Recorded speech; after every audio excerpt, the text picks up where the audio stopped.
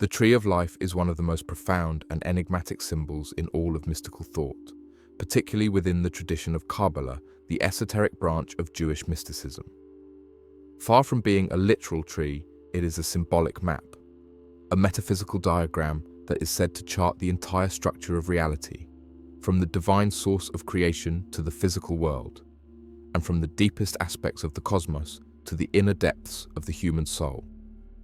The Tree of Life is composed of 10 spheres, known as Sephirot, singular Sephirah, interconnected by 22 paths. Each Sephirah represents a specific attribute or emanation of the divine, and together they form a dynamic system that explains not just the architecture of the universe, but the framework of consciousness itself.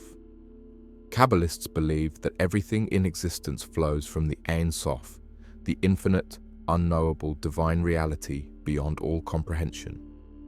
The Tree of Life is the means by which this infinite source makes itself manifest in the finite world.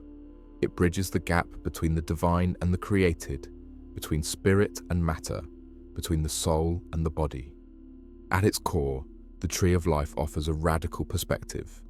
The idea that the universe is not random or chaotic, but rather ordered, hierarchical, and meaningful.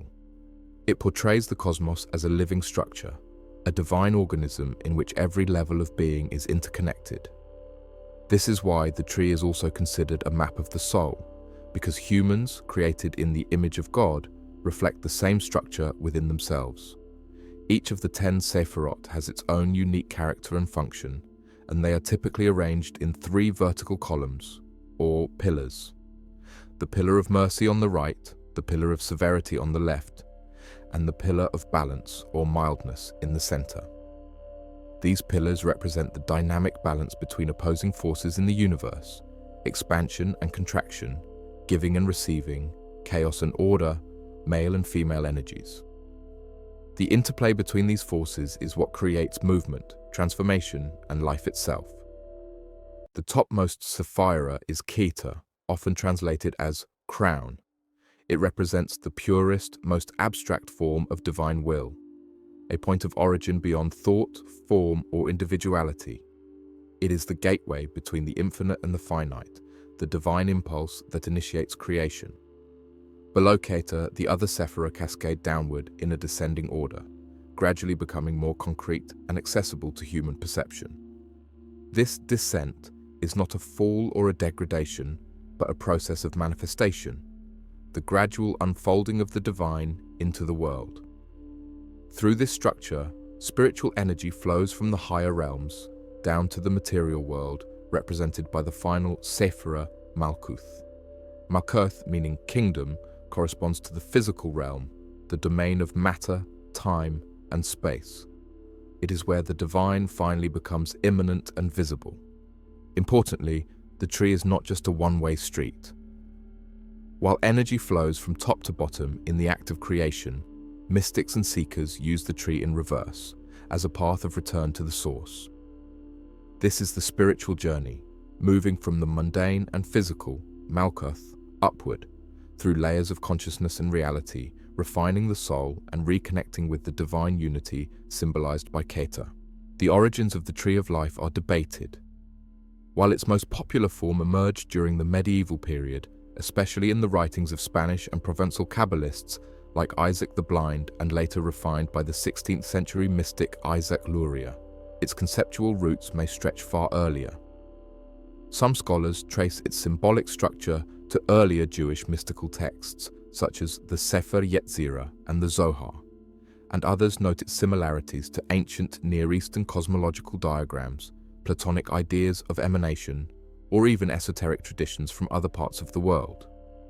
In Lurianic Kabbalah, the tree is deeply associated with the idea of tzimtzum, the concept that the infinite divine had to contract or withdraw to make space for creation. Following this contraction, divine light flowed into specially designed vessels, or Sephirot. But these vessels could not contain the overwhelming energy and shattered, scattering divine sparks throughout the cosmos. Humanity's role, then, is to help restore the tree, a process called Tikkun, repair, by recognizing and raising these sparks through righteous action, prayer, and spiritual insight. This aspect adds a profound ethical and mystical dimension. The Tree of Life is not just a model to study, it is a spiritual task to be lived. Each individual, through their inner work and external actions, contributes to the restoration and harmony of the universe. The Tree of Life is also layered with meaning. It can be interpreted psychologically, spiritually, cosmologically, and even alchemically. Some see it as a map of the human psyche, with each Sephirah representing an aspect of consciousness or emotion. Others view it as a diagram of the divine body, a symbolic representation of how God is immanent in all things. Still others use it as a practical framework for meditation, inner transformation, and mystical ascent. In this way, the Tree of Life continues to resonate across centuries and cultures. It speaks to a deep and universal yearning to understand the structure of reality, the nature of the self, and the path to divine unity. Whether approached as a mystical map, a psychological model, or a tool for transformation, the tree invites each person to contemplate a fundamental truth: that the cosmos is not a meaningless expanse, but a living system in which every soul has a place, purpose, and potential. At the heart of the Tree of Life lie the Sephirot, the 10 emanations or vessels through which the divine manifests and sustains the universe. These are not static entities, but dynamic forces, archetypal energies that flow through every level of existence, from the most abstract spiritual realms to the inner life of the human soul. Understanding the Sephirot is essential for unlocking the deeper meanings behind Kabbalistic thought, as they serve as the foundational building blocks of both cosmic structure and spiritual psychology. The word Sephirah, plural, Sephirot, comes from a Hebrew root meaning to count or to emanate. The Sephirot are divine attributes or aspects, not parts of God, but expressions of how the infinite, Ein Sof, interacts with creation. Through them, the ungraspable divine becomes perceptible. Each Sephirah represents a particular mode of divine action, a specific energy that plays a role in sustaining the cosmos and shaping human consciousness. Let's explore these 10 Sephirot in descending order, from the most abstract to the most grounded. First, Keter, crown. Keter represents divine will or the initial impulse of creation. It is beyond thought and form, pure potential. Keter is often described as the unknowable known, the still point before manifestation begins. In human terms, it reflects the drive or intention that precedes any conscious thought. It is the closest to the infinite, Ein Sof, and remains veiled in mystery. 2. Chokhmah, wisdom.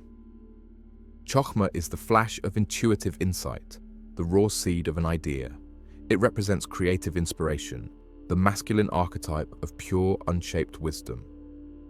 Chokhmah is not analytical. It is spontaneous, expansive, and often compared to a lightning bolt.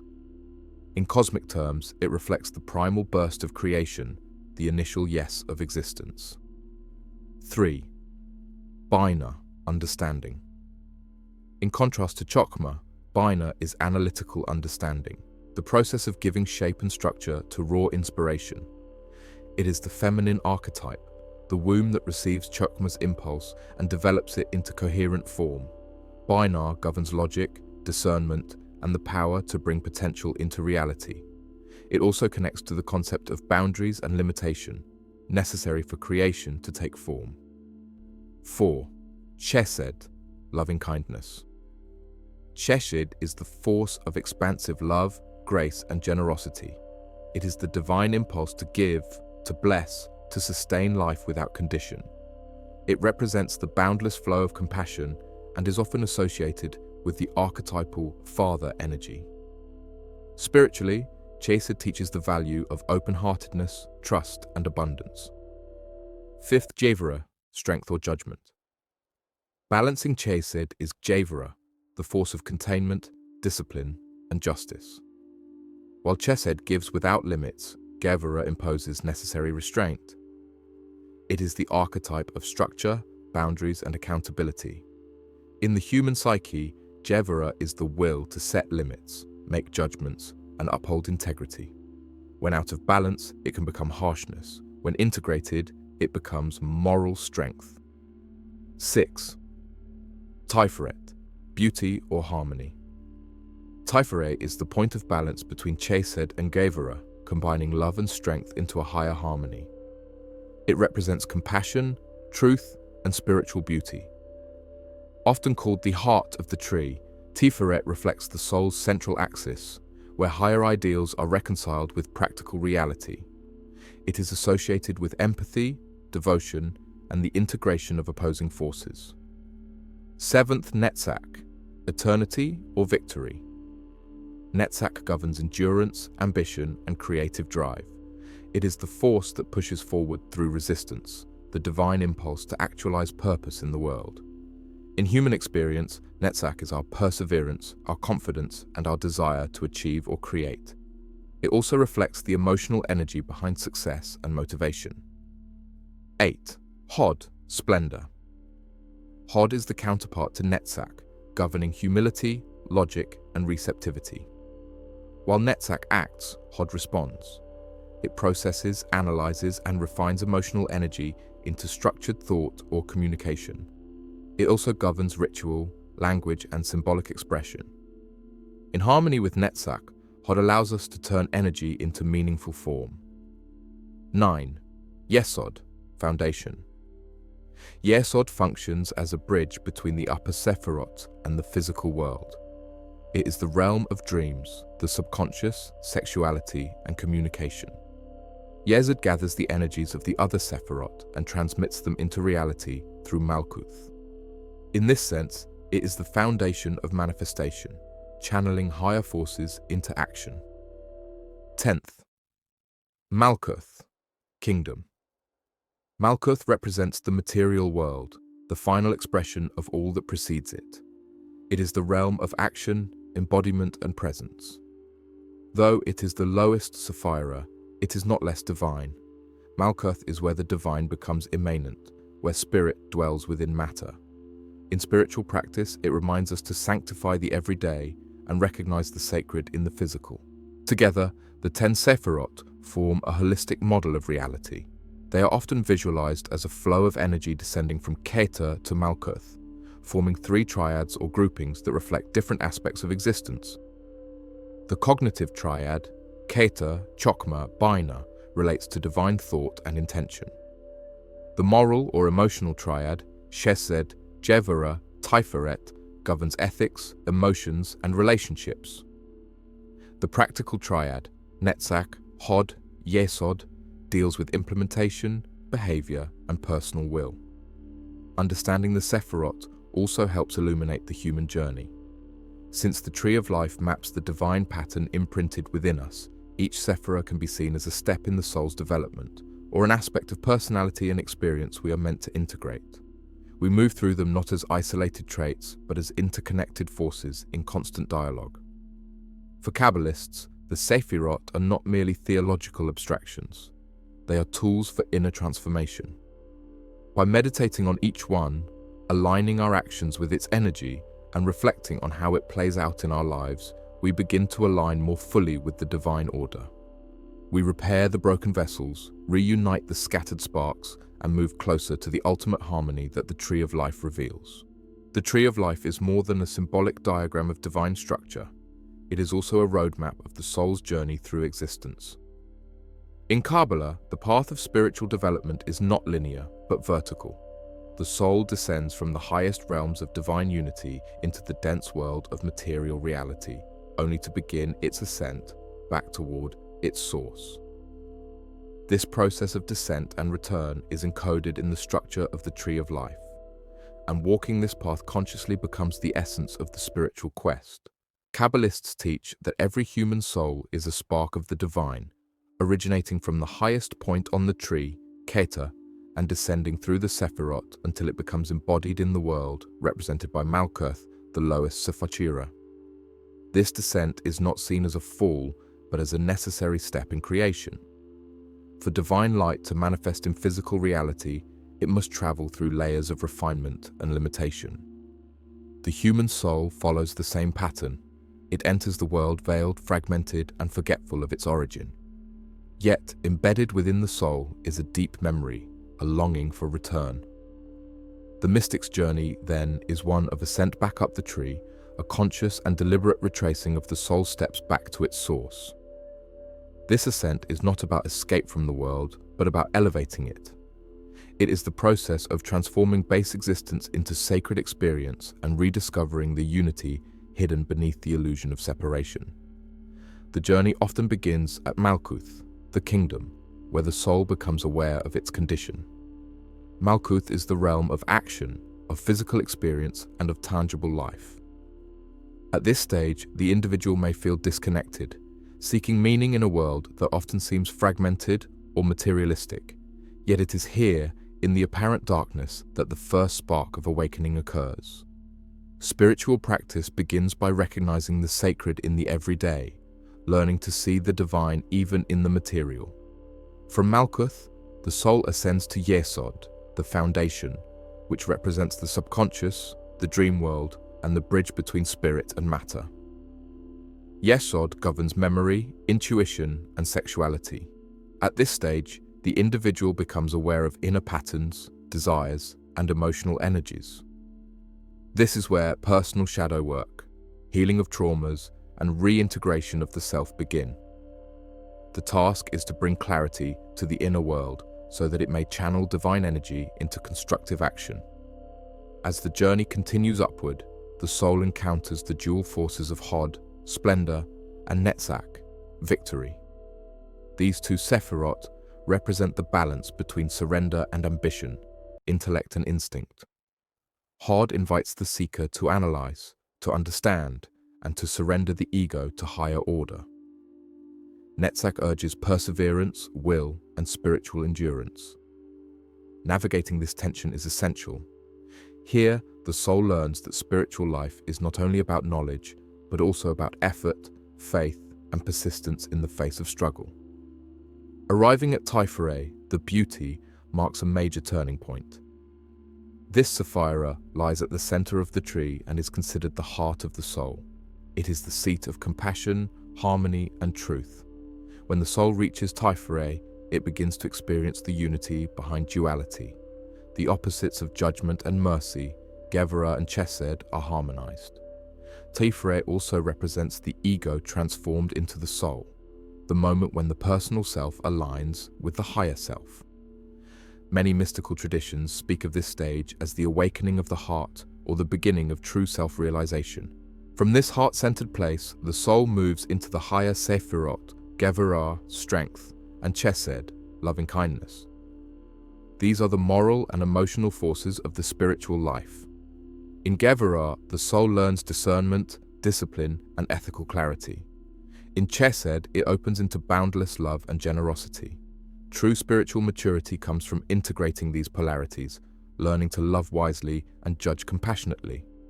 Ascending further, the soul encounters the supernal triad, Binah, understanding, Chokmah, wisdom, and finally Keter, crown. These are realms beyond the emotional and practical. Binah is the intuitive understanding of divine mysteries, the womb of spiritual insight. Chokmah is the raw flash of cosmic wisdom, the visionary impulse. And Keter is the summit, the point of absolute unity with the divine will. Few souls experience these upper realms fully in this life, but they serve as guiding beacons. They represent the highest ideals toward which the soul moves: union with the divine, realization of universal truth, and alignment with the deepest purpose of existence. It's important to note that this journey is not linear. One does not simply climb the tree from bottom to top in a straight line. The process is cyclical, often spiraling, and involves returning again and again to different Sephirot as new layers of understanding unfold. Every ascent reveals new challenges, and every descent into the world can be an opportunity to embody more light. In some Kabbalistic texts, the paths between the Sephirot, the 22 connecting lines, are just as important as the spheres themselves. These paths represent stages of inner growth, trials of character, or gates of perception. Traversing them is often linked with mystical practice, meditation, and ethical refinement. They are the initiation steps of the spiritual seeker. Ultimately, the journey through the tree is a process of Tikkun hanefesh, the repair of the soul. As the individual climbs the tree, they align more fully with the divine image imprinted within them. And as each soul is healed, so too is the cosmos. This is the deeper Kabbalistic teaching that individual transformation contributes to the healing of the world. The tree of life is, therefore, both a map of the soul and a manual for living. It offers not just knowledge, but a path, a way to move from fragmentation to wholeness, from exile to homecoming. To walk the tree is to walk the path of return, to awaken to one's divine origin and embody that truth in the world. The tree of life is more than a mystical diagram. It is a living system that bridges the divine and the human, the cosmos and the soul. By understanding its structure and walking its paths, we gain not only spiritual insight, but also practical tools for personal transformation. Each Sephirah invites us to refine an aspect of our being, and every step upward is a return to unity. In a fragmented world, the tree offers a map to wholeness, reminding us that the sacred is woven through all things, and that the journey home begins within. This is the enduring wisdom of Kabbalah,